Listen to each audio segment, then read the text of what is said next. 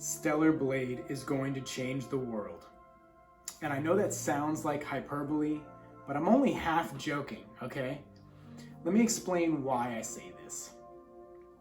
And I don't have the platform to really express my thoughts fully and as unfiltered as I would like, but I'm gonna do the best that I can while treading the line and trying to, stay level-headed in this video. Now, I normally do short-form content, as some of you may or may not know, 60-second clips. I'm the guy who does the Guess the Game videos. But Stellar Blade is something very special, in my opinion. And I think it is going to change the world as far as the gaming landscape that we know in 2024, in today's society. So, what it boils down to for me is the psychology of game development the past maybe 8 or so years. I don't know if you guys have noticed this, but there's been particular types of characters that have been developed in these games, for better or for worse. A lot of hyper-masculine characters, but not so much on the other end of the spectrum. There's very few games with, very feminine female characters. Well, Stellar Blade flies in the face of this, We have Neir and we have Bayonetta. But other than that, there's not too much, high quality AAA big budget games that are starring characters similar to Eve, who is, by the way, the main protagonist in Stellar Blade. And it's shaking up the industry, man. It really is. It's shaking up the industry. So I view it like it can go one of two ways. Either A, this game is going to do terribly.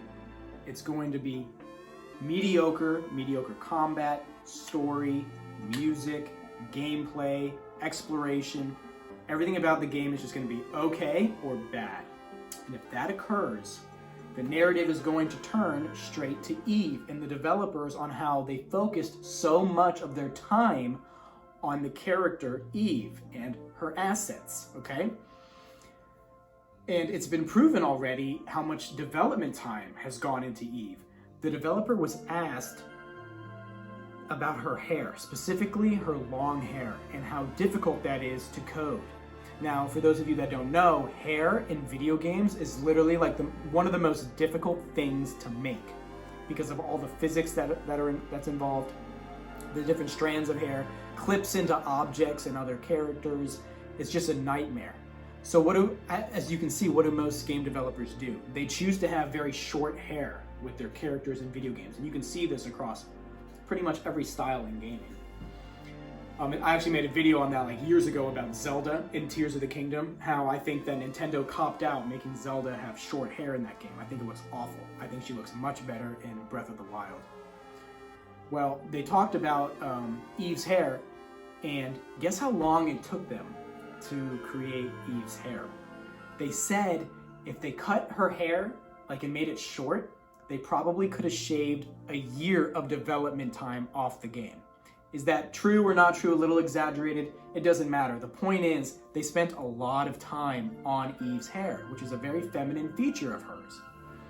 So if the game fails, on this side over here, and doesn't do well, the narrative is going to be, see, they spent all this time making this beautiful, attractive, feminine, female character, and they forgot about all the gameplay, and they forgot about, the story and the music and the combat.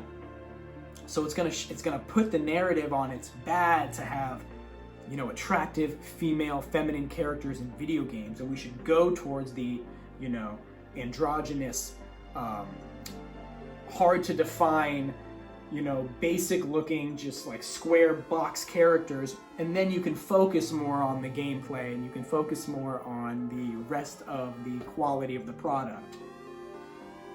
Which to me, would be the worst case scenario, because I don't know about you, but I love having beautiful, awesome, well-developed characters in my video games. I grew up with that. So I really like when it shows up, especially in today's world, because it's so rare. It's so rare in today's world. So if this game fails, like I said, there's a divide here. There's two extremes. I don't think this game is going to be lukewarm. I really don't. I don't think the reception for this game is going to be lukewarm, especially after playing that demo. Okay? I don't think this is just going to be an okay game. It's either going to be really good, really bad, or really good.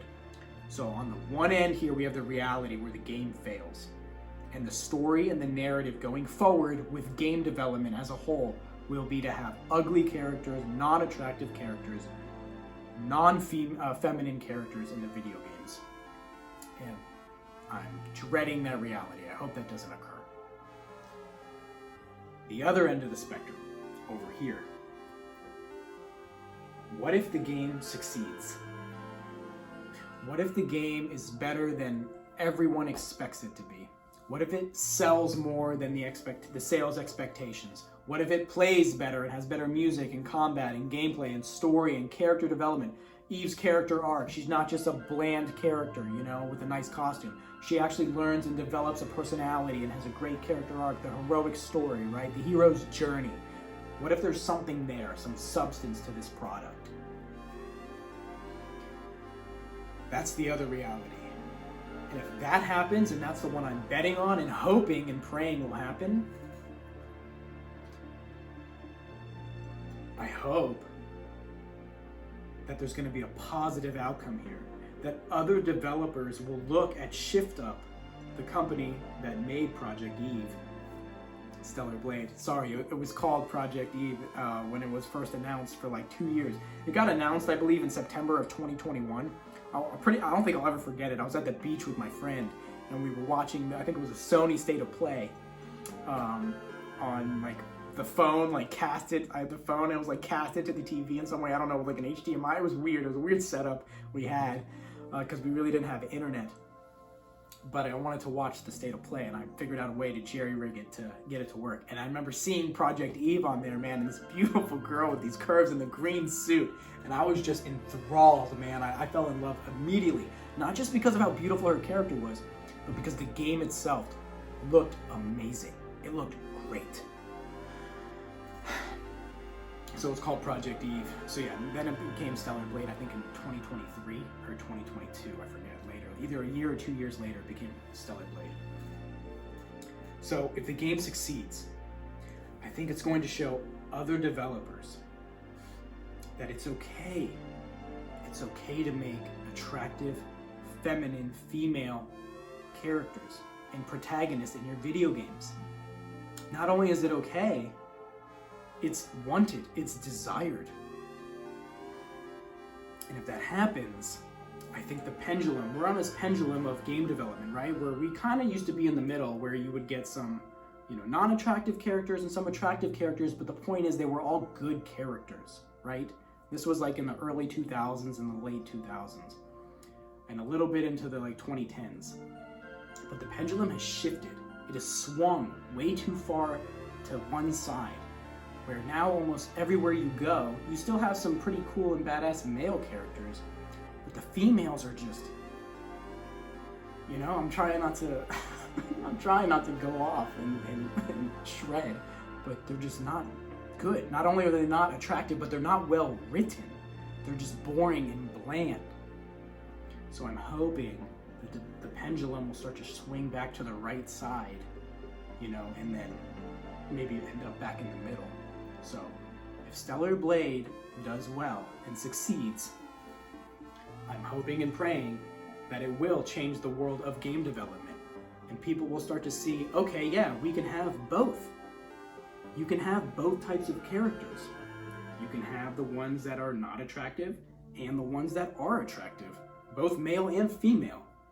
The point is, are you making a good game? Are you making a fun game? That's what it should all be about, right? And then you have all of this drama going on with, IGN France and people online on Twitter and stuff. And the things that these people say, it blows my mind. It truly blows my mind because they're just hypocrites. There's so much hypocrisy. It is mind-blowing, you guys. It is absolutely mind-blowing. Everyone's okay with, all the Baldur's Gate 3 stuff with the animals and the bear. But yes, now we have just a traditional, beautiful woman, and the internet is exploding over this. It doesn't make any sense to me, man. The hypocrisy is just, it's palpable. It's like, what? What is going on? Is this is this a simulation? Like, what kind of reality are we living in here? So that's it.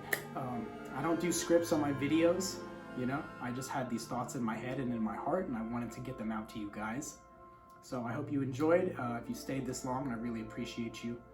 I am the Lion of Truth. This is what I believe to be true, and these were just my thoughts. I'm going to be playing the game and streaming the game when it comes out. Day one, I'm going to be there.